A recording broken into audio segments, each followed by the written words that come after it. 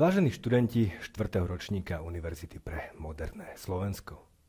Som Ronald Ižip a budem vašim lektorom v 2. trimestri.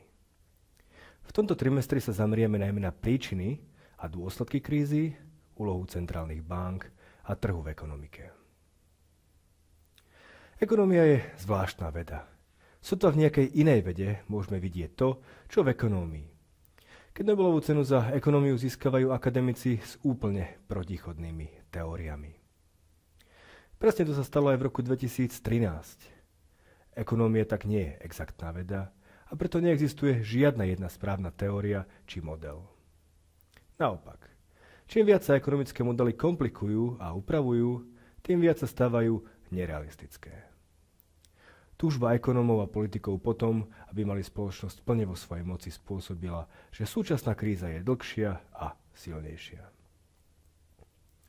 To je dôvod, prečo by sme sa mali pozrieť po jednoduchom a jasnom modeli toho, ako ekonomika a finančný trh fungujú. Tento model nám prináša Ray Dalio, tvorca najväčšieho hedžového fondu na svete Bridgewaters. Nazval ho Economy works like machine, alebo ekonomika pracuje ako stroj. Poďme sa v našej prvej prednáške pozrieť na to, ako jednoducho svet funguje. Ekonomika nie je ničím iným ako súčtom všetkých transakcií, ktoré sa v nej realizujú. Keď nakúpite mlieko, zobriete si úver, alebo predáte dom, to všetko sú transakcie, ktoré ekonomiku tvoria. Za všetko, čo nakupujeme, platíme jedným z dvoch spôsobov. Buď platíme peniazmi, alebo nakupujeme na úver. Aj keď sa to nemusí zdať na prvý pohľad zrejmé, väčšinu z našich peňazí tvoria úvery. Úver za dom, úver za auto, úver za elektroniku, to sú peniaze, ktoré by v ekonomike neboli, keby sme si ich nepožičali. Peniaze v ekonomike tak pochádzajú najmä z úverov. A práve úvery sú základom ekonomických boomov a recesí. Pokiaľ si niekto zoberie úver, vzniknú nové peniaze. Poďme si to ukázať najprv na nebankových inštitúciách. Ak si kúpime auto, dostaneme úver od leasingovej spoločnosti. Od ďalších nebankových spoločností dostaneme úvery na elektroniku, dovolenky či bežné nákupy. Jednoducho. Bez úverov by sme sa k týmto tvarom nikdy nedostali. Ak by sme chceli získať bez požičky, museli by sme na ne dlho pracovať.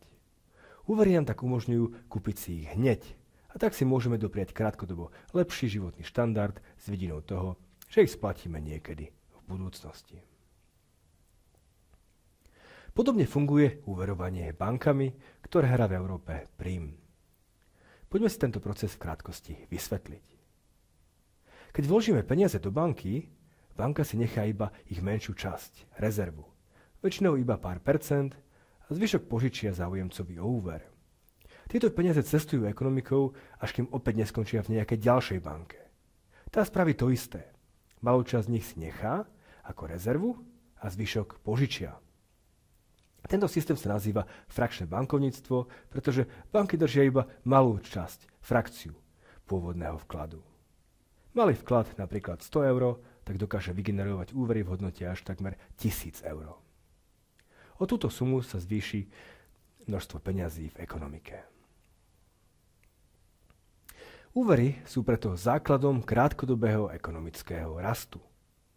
Ako náhle si niekto zoberie úver a tieto peniaze minie, peniaze sa dostanú k ďalšiemu subjektu, ktorý má zrazu vyšší príjem. Tento vyšší príjem znamená, že je zrazu bohatší. A čím je bohatší, tým stúpne jeho bonita. A čím je vyššia jeho bonita, tým väčší úver a za lepšie podmienky si môže zobrať. Jedným novým úverom tak vznikne v ekonomike reťazová reakcia, ktorá robí ľudí bohatšími a bonitnejšími. Nové úvery znamenajú vyšší príjem, rast bohatstva, rast úverovej schopnosti a ďalšie nové úvery. Vzniká tak špirála ekonomického rastu a blahobytu. Ekonomika sa dostáva do fázy konjunktúry. Ale s tým, ako sa do ekonomiky dostávajú nové peniaze, vzniká tlak na rast cien. Objavuje sa inflácia. Tá je spôsobená faktom, že množstvo nových peňazí rastie rýchlejšie ako množstvo nových tovarov a služieb.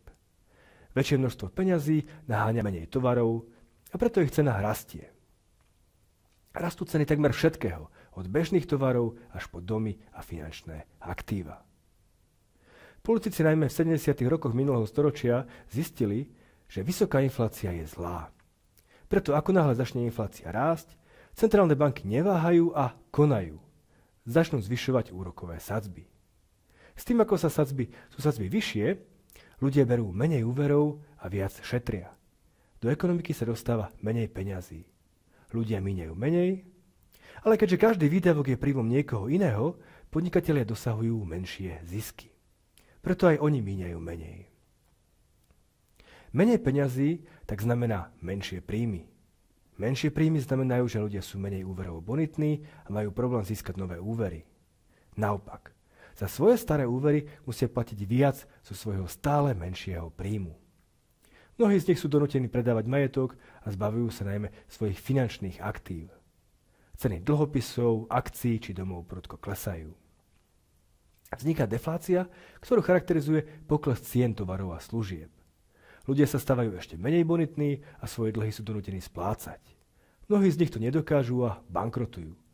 Ekonomika sa dostala do fázy recesie. Keď je zle a ekonomika začína klesať, opäť prichádzajú na scénu centrálne banky. Tentokrát sa ale snažia ekonomiku podporiť a bojujú proti deflácii. Vysoké úrokové sadzby postupne znižujú a nižšie úrokové sadzby čoskoro opäť podporia záujem o úvery a do ekonomiky sa dostávajú nové peniaze. Recesia končí a ekonomický cyklus sa opäť otáča do fázy konjunktúry. Tento krátkodobý ekonomický cyklus funguje od nepamäti. Je závislý najmä od dostupnosti úverov. Vždy, keď si požičiame, zaviažeme sa, že tento úver v budúcnosti splatíme. Raz v budúcnosti tak budeme míňať menej, čím sa ekonomika dostane do fázy recesie. Krátkodobý ekonomický cyklus, ktorý trvá približne 5 až 8 rokov, sa tak neustále opakuje. Je dôsledkom nášho konania, keď sa zadlžujeme.